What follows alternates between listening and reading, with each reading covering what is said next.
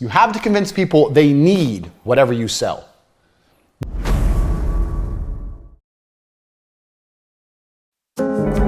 So a lot of you who run businesses will get sales, and you'll know how they bought. They use their credit card. You know where they bought on your website. You know where they found out about you or who they heard of you from, a referral from a friend. But you don't know why they bought. This is the most important question. When's the last time you've asked someone why they bought something? You sell little electric motorcycles. Someone buys one. When's the last time you emailed them, why did you buy our product?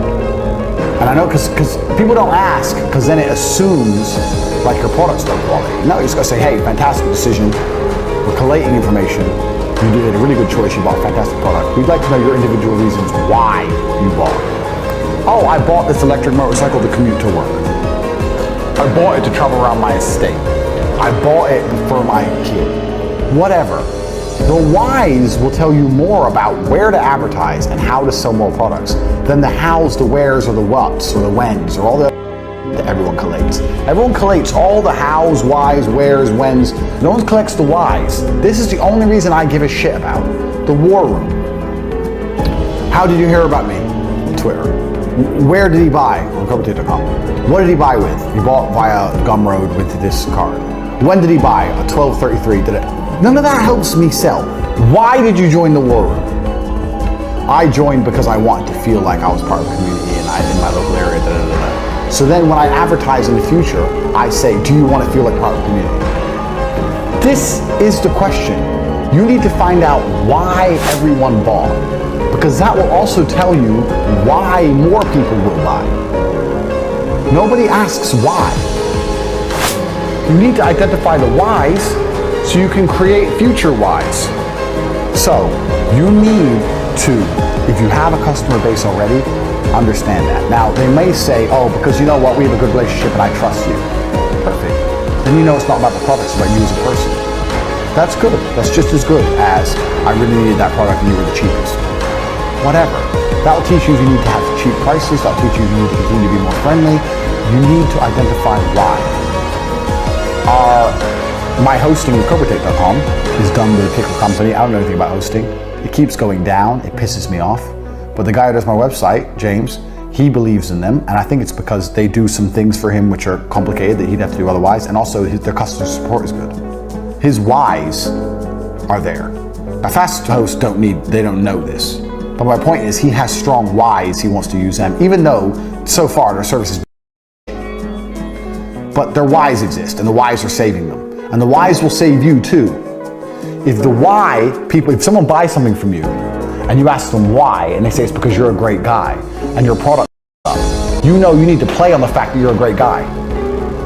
If they bought from you and you asked why, and the answer is because it's cheapest and the product is up, you need to offer them a cheap replacement or a cheap solution. Why did they buy? Because especially if you ask enough people, you're going to find out what is the actual triggering mechanism for people to buy your products in the first place.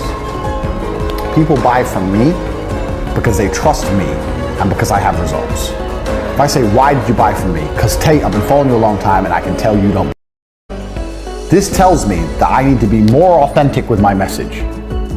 Show more receipts, more proof, more. Because this is why people bought and this is why people will continue to buy. And can you identify the why for people to buy in the future? Give people a why. And the easiest way to give them a why is to work out the why that worked previously on people who've already bought from you. Why? No one asks this. Also, ask yourself why. Think of the last thing you bought. Why did you buy it? Why? Just think about it. Doesn't matter what it is. I bought water. Why? I was thirsty. Okay, so how do they advertise to me? You're a water company. You have a chance to put a billboard outside of a gas station. If you advertise to my why, I'll buy more. So the poster should say, you're thirsty. Maybe you don't even realize. You're thirsty, Evian. Why? What's the why? I bought water because I was thirsty. You need to put a why on it. Speed is extremely important in business. Everything that needs to be done must be done fast. That doesn't mean it has to be done cheap or shit. It means it has to be done quickly. People seem to conflate the two. That if you do something quickly, it must be terrible. That's not the case. Now, nobody in the world, the modern world especially, and I'm going to say this, a caveat that I've learned across my career as well, especially if you're dealing with creative people in any kind of regard. They don't understand speed. Numbers people kind of understand speed. Creative people don't understand speed. And this is they have a strength and a weakness there. With creative people have something I don't have. They're very creative and they can see things I can't see, but it takes time. I'm the complete opposite. I want everything done straight away now. But speed is super important for a business. I'm going to tell you why. So whatever you're thinking of doing, whatever the business you're thinking of running, you need to do things quickly. If an airplane, everyone knows how planes work, is flying through the sky, arrow, beautiful demonstration here, a beautiful diagram. Even if its engines fail, it will continue to fly. If the engines fail, it will not fall out of the sky and instantly crash to the ground. It will continue to fly. Do you know why? Because it has forward momentum. It's going forward, and that means the wings are creating lift, air is going underneath the plane. As long as the plane goes forward, it will not fall and fail. And a business is exactly the same. The key with business is to make sure you're always moving forward, always producing content, and always doing everything you can as quickly as possible while maintaining the quality. Do not conflate quality with speed. You can do the same. If you have an idea right now and you have someone you're working with, let's say you need a new website. You tell the company it's going to take 2 weeks. No, it's not going to take 2 weeks. It's going to take 3 days. I'm going to find someone else. You can't do it in 3 days. I'll find someone who can. You can build a good website in 3 days. People have unrealistic, stupid time frames. Everyone thinks things take forever. Things don't take forever. Things can be done quickly. I know, because I've done it. I've pushed people or done it myself and seen what's going to be done. You know what I could do in 2 weeks? Me, as a man who knows nothing about web design, in 2 weeks I could learn web design and build a website. And I know nothing. So how can you, the guy who knows websites, take 2 weeks to build a website? It's garbage. Everyone is slow. And being slow is deadly to a company. The faster you get things online, the faster you start making money. Now, if you make money today because you were in a rush, let's say you quickly push and you get it online today and you make money. That's one universe. And another universe where it takes a week and you get it online. That week of making money is gone. That money is lost. The longer it takes to get something online, the less money you're going to make as a whole. If I start a company today to the end of my life and start a company next month to the end of my life, the one I start today has been running longer. It's going to generate more money. The quicker things are done, the quicker money is made. It's as simple as that. That's starting a company. Even if a company is already online, speed is super important once again. I'll give you an example. Let's say producing an advert. The faster you produce an advert, the faster it's out, the faster you get results. If you do it quick enough, you might be able to produce 2 adverts in the time that other people take to produce 1. Now you have double the advertising that other people have. Speed. You have to attack and you have to move quickly. When I talk to people say to me all the time, I have a business idea. A week later, I'll say, how's your business? I go, what business? You have an idea and it's been a week. Where's your fucking company? Where's your business? It's been a week, you ain't done shit. Everything must happen instantly, quickly, fast, speed, attack. Satisfy immediate need. So, I recently was having a conversation with a guy within one of my companies and we were discussing the back end of one of my companies and we were talking about needing a back end system to run the company. And we were talking about how in the future, if we don't have this system, blah, blah, blah, blah, the future. You know how you convince people to do things? You satisfy an immediate need because people are lazy. Someone comes along to me and says, you need this because in 2 years, once you said in 2 years, I don't care. And neither does anyone else. Most people out here are stressed about shit that's happened yesterday and shit that's gonna happen tomorrow. They ain't got time to think about from 2 years from now. If you wanna sell somebody something, you need to satisfy an immediate need. Immediate, not later. So, it doesn't matter what you're selling, but you need to look at your selling points and you need to be thinking immediate need. Did this with T2 all the time. companies will come on and go, oh yeah, we're interested in branding, we're thinking maybe next year. I'm like, next year, but when your competitors will get on TV. You need to be the first. Immediate need. Now they're starting to panic and think about it. First, they came to the meeting and want to talk about TV for next year. Now they're talking about TV for right now. If I was sitting there and go, yeah, well next year we can ifs and buts, candy and nuts, maybe next year, maybe I'll die in a car crash next week. I ain't got till next year, you're a hustler. So the only way you're gonna get people to give you money now is if they have an immediate need that needs to be satisfied right now. No one's giving you money now for some shit that's gonna happen in the future. Immediate needs. So it doesn't matter what you're selling or what client you're talking to, find an immediate need for it. Don't talk about the future. Don't talk about legislation that's gonna happen next month. Don't talk about how next year they're gonna need. Say, right now you need this because. Right now, urgency. If you have any selling points that sell to the future, great. They can be icing on the cake. Your cake that's really gonna sell product is immediate need. If you cannot identify someone in immediate need, you're not gonna buy it. It's the same with absolutely anything. Mystery sells.